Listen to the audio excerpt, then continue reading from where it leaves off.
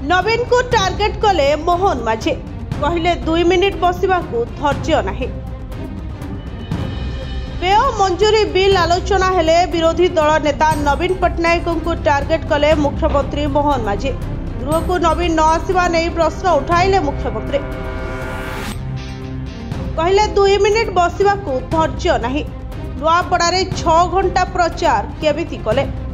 गृह 9 दिन है चलिलानी। विरोधी दल नेता केते दिन आसिछन्ति, केते समय बिताइछन्ति, केतेटे डिबेट रे सरकार को घेरिछन्ति। खाली सोशल मीडिया रे पोस्ट करदेले विकास हुए नहीं। गृह रे कथा उठाइबा को अधिकार दिया जाइछि। जदि देह खराब अलगा कथा, जदि समय नहीं प्रचार पाई गले गृह को आसीबा पाई केमिति समय नहीं। विरोधी कक्ष त्याग करिबारु टार्गेट कले मोहन माझी। कहले विरोधी दल सदस्यंकर कौनसी भी धैर्य नहीं कि विरोधी दल नेतांकर भी धैर्य नहीं। सकाळ जाए मध्य विधानसभा चलाया पाई आमे प्रस्तुत। क्रिकेट मैच देखा टिकेट नहीं विरोधी शीघ्र पलाइले बोली कही कटाक्ष कले। विधानसभा रे व्यय मंजूरी बिल पास होइछे। यहाँ पर गृह को काली जाए मुलतवी घोषणा करा जाइछे।